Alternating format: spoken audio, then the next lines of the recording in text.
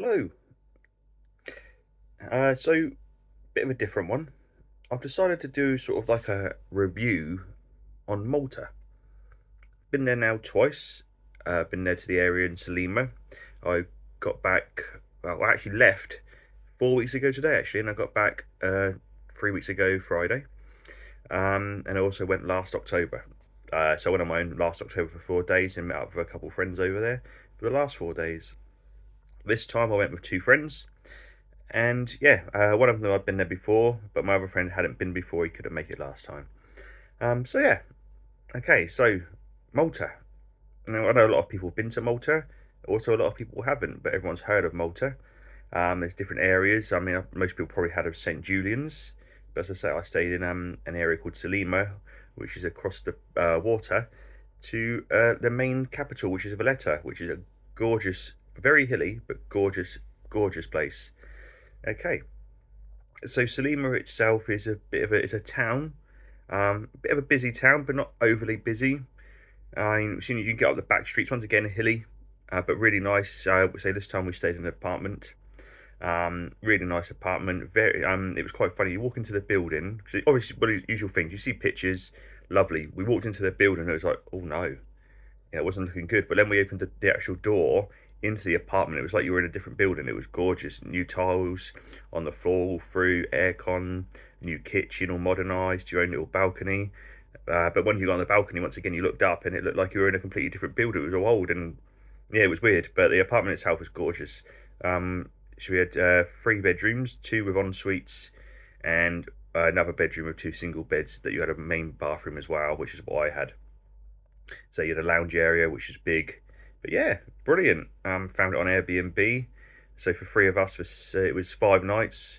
Worked out £86.19p each. So you can't go wrong. And you can do actually and the flights we got separately, and they cost roughly £50, I think there, and £70 back. So it's cheaper than a weekend in London now. And when you're there, it's not between 3 and 7 every night. It's buy one get one free on cocktails everywhere. So it's really good. But yeah, Salima. So as I say, it's a little town. You could say you got the usual. You got Burger King, you got McDonald's, but you got lots of restaurants, lots of bars, all really nice. No problem. All really nice, real friendly people, good staff. You got the usual thing pushed towards British people. The old Tex-Mex fish and chip shops, which to this day I'll never understand why British people go on holiday to eat British food. I don't get it. Same with Lanzarote. I went to Lanzarote a couple of years ago on a January, and it was dead. It was brilliant. No one around, but we found one bar, sports bar, and it was just full of English people. It was like Butlins. It was exactly like being in a Butlins, and everyone was just there eating fish and chips and watching football. And it was just like we literally have one drink and left. It's like I've come here to get away from England.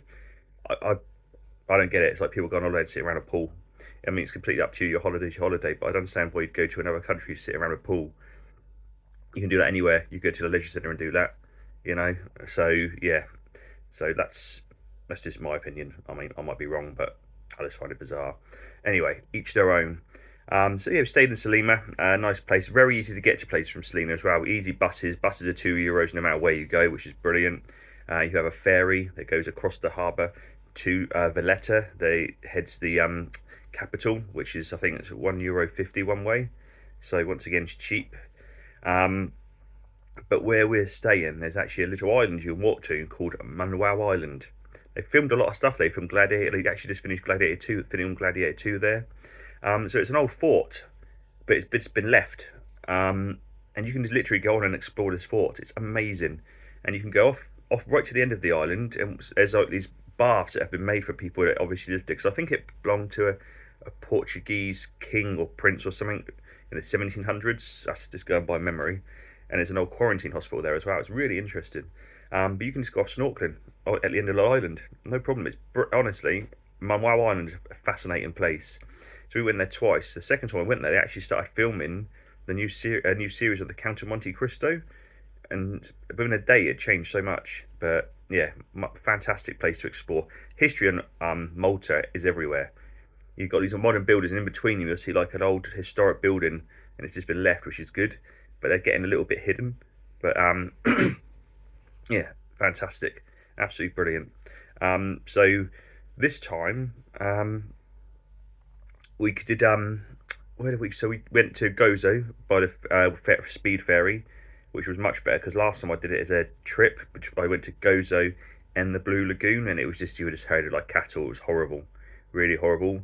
But the Blue Lagoon, we didn't go this time because we went last time. But I say when you're there, swimming in the Blue Lagoon is unbelievable. But a bit of a negative thing about the Blue Lagoon, the amount of rubbish that people leave there, it's horrible. It just makes you sad that once again humans don't give a shit about the planet. There literally is rubbish, cigarette butts, and a place called the Blue Lagoon. You don't expect it, do you? It's like the ashtray lagoon, honestly. And apparently, I had a little moan about it. I said, "Why would people do this?" And apparently, it's the locals, not the tourists. The locals just don't care. But I didn't see it. I mean, I didn't see people actually doing it, but you saw the aftermath, and yeah, that was a shame. That's the one thing about Malta. It is a little bit littery in certain areas, but it's one of those places. Look up, and you'll be like, "Oh, I forgot about the litter. Look at the sea. Look at that building over there. Look at And I'll say people are really friendly over there. No problem at all. Public transport's easy. It's brilliant, and there's lots to see. So the area that I think a lot of people probably know is St Julian's, which is a bit of a clubby Bari area. So last time we didn't go there. I went on the outskirts. There's a little restaurant called Nar, Naar. If you go to this restaurant called Naar, Nar. Lovely, brilliant tapas and normal brilliant food. Amazing view over a harbour and a little alcove of the sea. I can't remember what it's called. Brilliant, absolutely fantastic. Go to Nar, honestly. But this time I say we went to St Julian's. Don't go to St Julian's, honestly. I felt like I was back in Malia when I was in my 20s. It was horrible. So we were walking. We found a nice restaurant there. That was nice. Had a what's it called? Risotto. That was good. But we were walking around. It was a Wednesday night, so it was quite quiet. And we were like, it was changing. It was changing as you walked further in. It was changing the vibe. So we're like, let's head back to Salima. And we're on our way back. We're like, we might get one drink here. So we'll pass this tiny little bar, and there was this Indian chap outside. He's like, oh, come on in. You didn't have a drink. We're like, oh, yeah, why not? Tiny. So he gave us the menu, and everything was in tins, except shots. But I don't touch shots in places like that, just due to bad experiences in Malia. And so I had a can of Chisk. My mate had a can of Chisk, and the other mate had a can of Heineken. They were €2.50 each. Okay, so we had a can, and then that was it. We said, oh, can we have the bill, please? So I think he charged us like €10. And we're like, hang on, that's €2.50 each. His response was, if you want cheaper beer, go to the supermarket. I said, well, we don't want cheaper beer. We want to pay the price it says on the menu, you know? And he got the right ump with us. Honestly, he's having a go, right? So he's having a go, oh, yeah, you cheapskates. I'm really quiet tonight, all that. Like, if you want cheap beer, I said, yeah, here's the money, we're off. He's like, oh, but do me a favour, come back Friday, we're really busy. It's like, was you here for the first part of that conversation? Were you told us cheapskates and go somewhere else? Yeah. That was my experience at St. Julian's. I won't go there again. Not worth it. Honestly, it's not a nice place. You know, that's the area though. So avoid St Julian's unless you want to go clubbing and bars and be ripped off. All right, if that's your thing, you're gonna love it. Um, but as I say, other than that, it's easy to avoid as well. St Julian's. That's a good thing. It's not like you need to go there for anything in particular. It's easy to avoid. So that's good. But so Valletta. Let's talk about Valletta. Valletta is brilliant. You've got an amazing museum there. It's like an old history museum as usual, but all history museums. Don't know if I said that. And you can actually walk. They got like mirror windows in the floor, and you can walk over old relics and everything, which is really interesting. Really impressive it was. Good museum, nice food again. Not too expensive because there's so many restaurants. Obviously, everyone's in competition with each other. Good shops there. You got some really good. If you walk around the outskirts, you walk around this wall. You got some amazing views. You got this lift you can go in and out of, which I think you pay €1 for. I didn't do it this time. So yeah, but Valletta's fantastic. Yeah, just because it's hilly, but there's restaurants actually on hills, and so they put the chairs on steps. That's really good, really unique experience. And if you like coffee, they do good latte. Their milk is really sweet and creamy. It's really really nice. But I think one of my favourite places has got to be Medina. Now I went there before. I went there last time. I went there the daytime and I went there night time. But this one of my friends hadn't been there before, and also the other friend hadn't been there in the daytime. So we went there in late afternoon to get a good sunset. So Medina used to be the capital. It's an old fortified town up high, and it's amazing. You can actually, there didn't used to be vehicles in there, I think, until 2016. They allowed some cars in there now, which is a shame, because other than that, the only way really to get around there is walk or horse and carriage. But some people actually live there now. You got a real nice restaurant that overlooks the whole of Malta, which is fantastic. It's like in a greenhouse. That's really nice. But yeah, like the architecture of the doors are high. You got a big cathedral in there. Yeah, fantastic. So I'm not going to into it, I'm just giving you a heads up. So yeah, that's it. So loads of positive things. It's cheap, people are friendly, the beaches are amazing. St. Thomas Bay, go to St. Thomas Bay, brilliant beach. If you go around the corner a little bit, there's actually a little hidden alcove where no one seems to be. It was brilliant. You got your own little stairs down into the sea and you're snorkeling. Brilliant, absolutely brilliant. So yeah, that was good. St. Thomas Bay is really good. So yeah, you got lots of. So the only negative thing is, if you go to the Blue Lagoon, once you're snorkeling in the Blue Lagoon, it's amazing, but the rubbish and getting there is not. Try and get your own way there. Try not. You don't do an like a what's the word, excursion. Don't. It's just too many people. You're just herded. Like you got a boat, bus. And it's nah, not for me. Too many people. But get your own way. It's cheap. It's easy enough to get everywhere. You just hire a little boat. Like you can do the taxi boats. It's brilliant. Yeah, just do your own. That's brilliant. But yeah, there's not much negative things to say about Malta.